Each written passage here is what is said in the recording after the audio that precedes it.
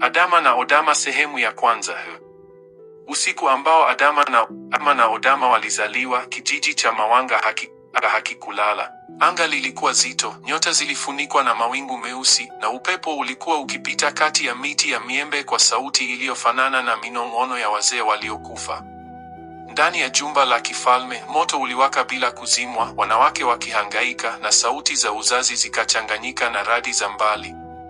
Walipozaliwa, vilio viwili vilisikika kwa wakati mmoja. Mapacha. Sura zao zilifanana, lakini mzee mmoja aliyeketi mbali kidogo alitikisa kichwa chake polepole. Alikuwa mzee Kalinga, mtabiri wa ukoo wa kifalme, mtu aliyekuwa akizungumza kidogo, lakini maneno yake yalikuwa mazito kuliko mawe. Aliwaangalia watoto wale kwa muda mrefu. Kisha akaomba anyamazishiwe kila mtu. Akachukua mchanga wa kijiji, akauacha uanguke taratibu mikononi mwake, ndipo sauti yake nzito na tulivu ikasikika. Watoto hawa wamekuja na mzigo. Mmoja ni mwanga unaopendwa na watu. Mwingine ni giza linalokuwa kimya kimya. Hivyo akapendekeza waitwe Adama na Odama, yaani mchana na usiku kwa lugha yao. Akaendelea kusema, na damu yao itaiweka himaya hii kwenye majaribu ambayo hayajawahi kuonekana. Maneno yale hayakupokelewa kwa furaha wala kwa hofu.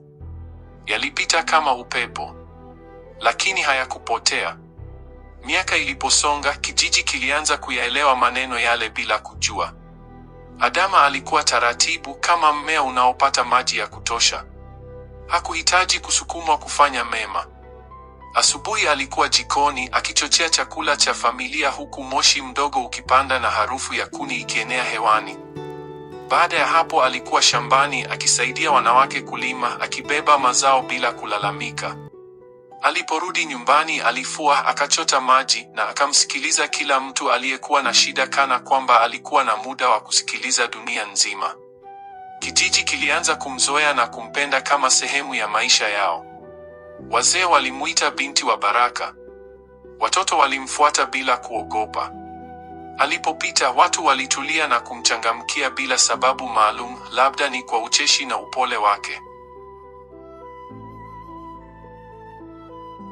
Alikuwa na uwezo wa kufanya kila kitu kionekane sawa, hata pale ambapo hakikuwa. Lakini Odama alikuwa pembeni akitazama yote hayo. Odama hakupenda kazi za jikoni. Hakupenda kukaa shambani. Alipenda kuonekana kuliko dada yake. Alipomwona Adama akifanya kazi, Odama alikuwa karibu, akicheza na kijiti au kimdori, akipita karibu naye kwa makusudi, akifanya kelele ndogo ndogo za dhihaka. Alipenda kumkorofisha Adama muda wote, si kwa hasira ya wazi, bali kwa utani uliokuwa umejaa sumu ya ndani. Alipoona watu wakimpongeza Adama, alitabasamu kidogo.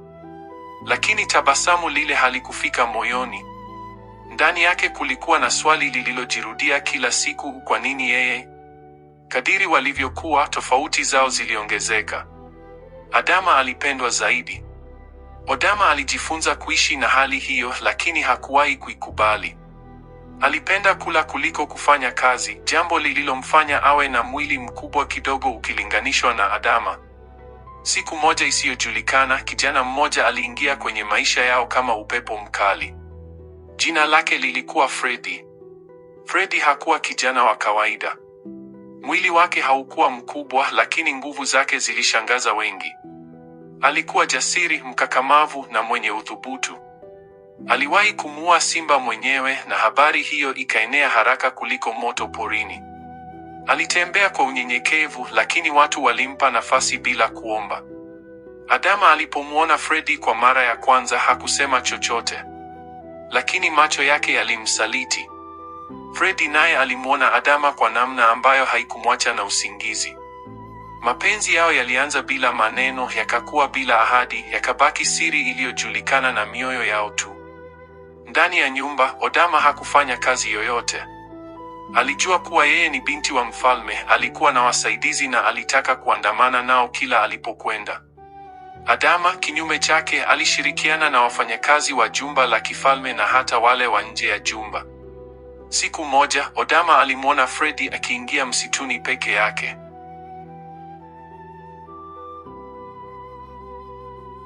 Bila kusita alimfuata.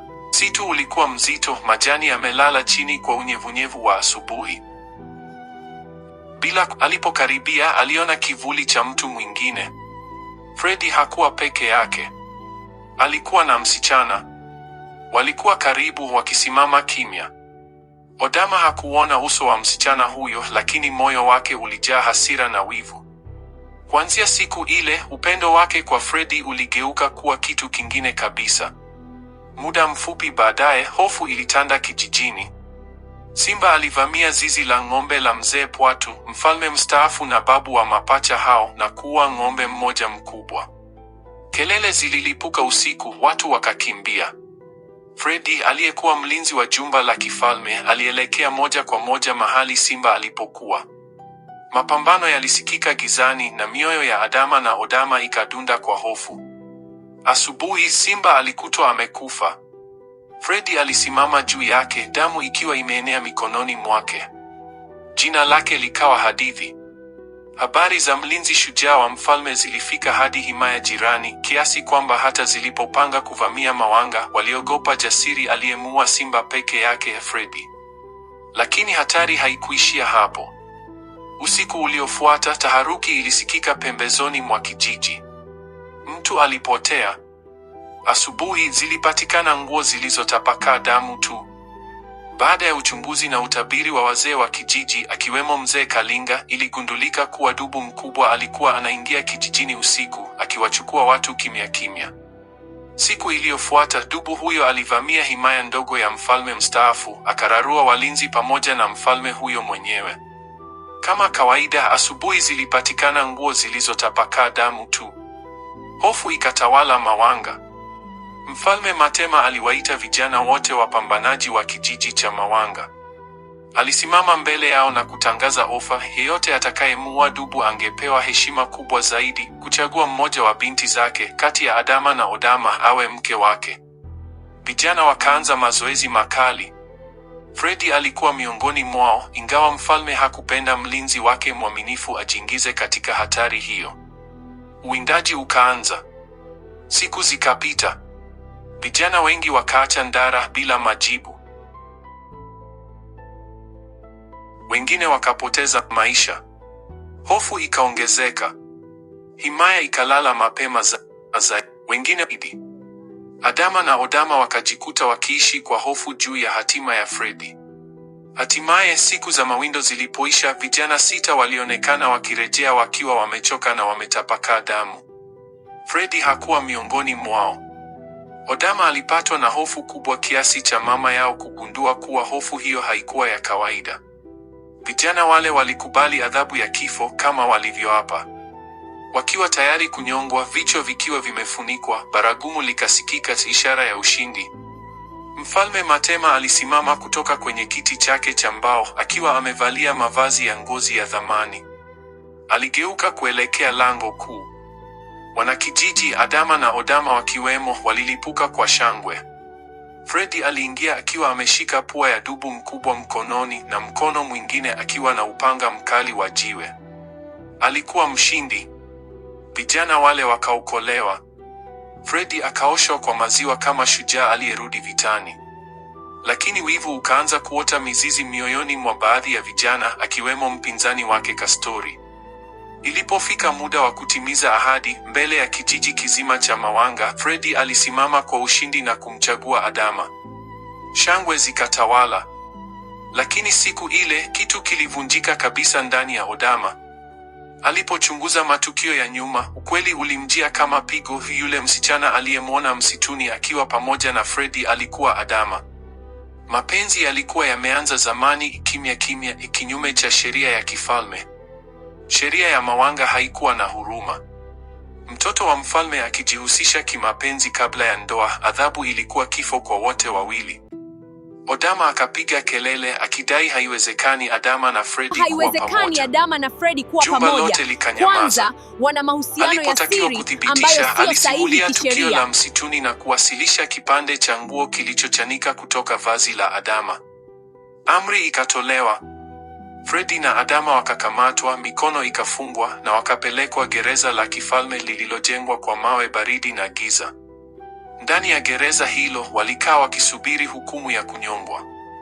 Nje kijiji kilikaa kimya, wakilia mbele ya mfalme sheria ipindishwe, kwa msamaha wake Fredi na Adama waachwe huru. Odama alisimama peke yake akitazama jua likizama, akijua amefanya maamuzi yaliyomwacha bila vyote. Yaani Waswahili husema alikosa mtoto na maji ya moto. Mfalme hakuzungumza. Aliumia kwa kumpenda Fredi jasiri na rafiki yake wa karibu, na pamoja na Adama binti yake mpendwa, lakini alibaki kwenye wakati ngumu wa kuamua kati ya sheria na ubinadamu. Je, hatima ya Fredi na Adama ni ipi?